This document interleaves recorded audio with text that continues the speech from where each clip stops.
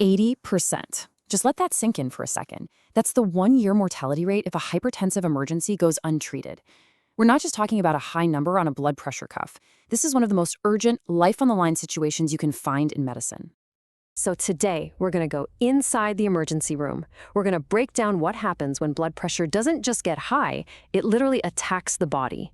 This is a look inside a high-stakes medical drama where every single minute and every single decision counts. Okay, picture the controlled chaos of an ER. A patient gets wheeled in, and their blood pressure is through the roof. The big question for the doctors is this a serious problem, or is this an immediate catastrophe? The answer really boils down to two key things that define a true hypertensive emergency and start that race against the clock. And here's the crucial part.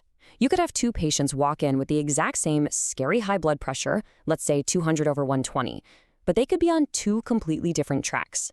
One has what's called a hypertensive urgency, which is serious, don't get me wrong, but it's manageable.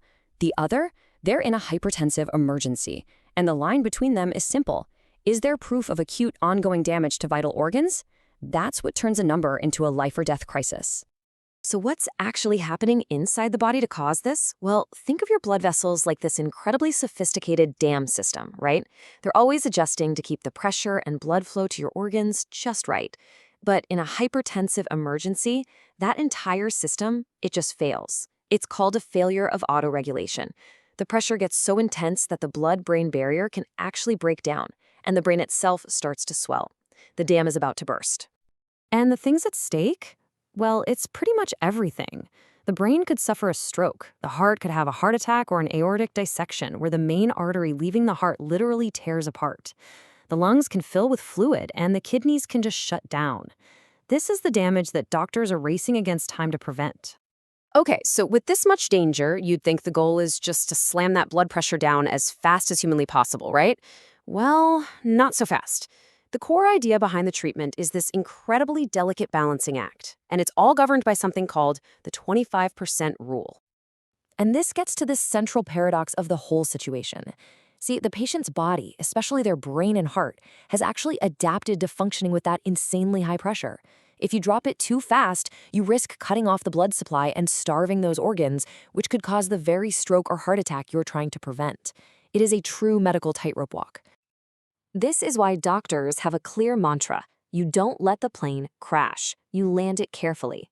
In that critical first hour, the goal is to lower the pressure by no more than 25%. Then, over the next few hours, they aim for a safer, but still high, target of around 160 over 100. The real goal is a gradual, controlled descent over 1 to 2 days. It's the only way to save both the patient and their organs. So, how do they actually pull off this controlled descent? Well, not with a sledgehammer. They use a precision toolkit of very specific intravenous medications. And this is not a one-size-fits-all problem. It's all about choosing exactly the right tool for that specific job. And here are just a few of those tools. Look at how specific they are. Clevidipine is what we call ultra-short-acting, which lets doctors make these tiny, precise adjustments minute by minute. Labetalol works in a couple of different ways at the same time, and esmolol is just perfect for something like an aortic dissection because it doesn't just lower pressure, it reduces the physical stress on that torn artery. It's really a form of medical artistry. And using the wrong tool, that can be a full-blown catastrophe. Some old-school treatments, like sticking a nifedipine tablet under the tongue, are a huge no-no now because they can make blood pressure just crash, completely out of control. Hydralazine can be super unpredictable too. This is exactly why these patients are in an ICU. This requires constant expert monitoring. Okay, so we just established this super important 25% rule. But, in medicine, there are always exceptions to the rules. There are a few scenarios that are so catastrophic, so immediate, that doctors have to throw the standard playbook right out the window. First up, an aortic dissection. This is when the body's main artery is tearing apart. Think of the doctor as a bomb disposal expert who has to cut the right wire with only seconds to spare.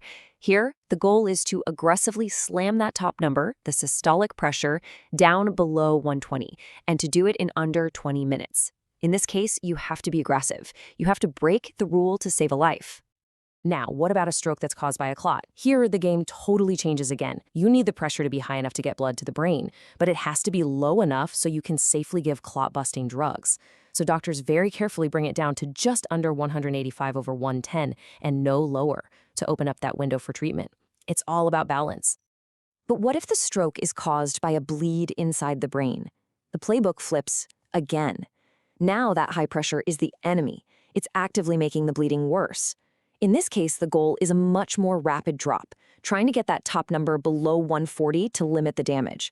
So you have 3 different crises, 3 completely different strategies. And all of this brings us right back to that first, most crucial distinction we talked about, the difference between a really tough problem and a true life-on-the-line emergency. It all comes down to this one thing: end organ damage. A patient's confusion, their chest pain, their blurry vision, these are the real clues.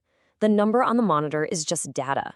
The patient's symptoms, the proof that their organs are failing, that's what tells the real story.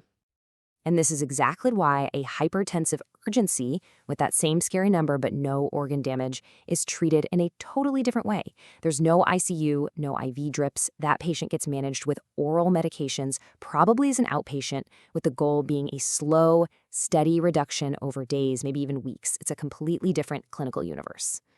So, at the end of the day, the takeaway here is that a hypertensive emergency is a story about physiology, not just about numbers. The real challenge for a doctor isn't just to lower a vital sign, but to safely steer this incredibly complex biological system back from the absolute brink of total failure. It really makes you wonder, doesn't it? When does a simple number, something we measure all the time, become the defining moment between life and death?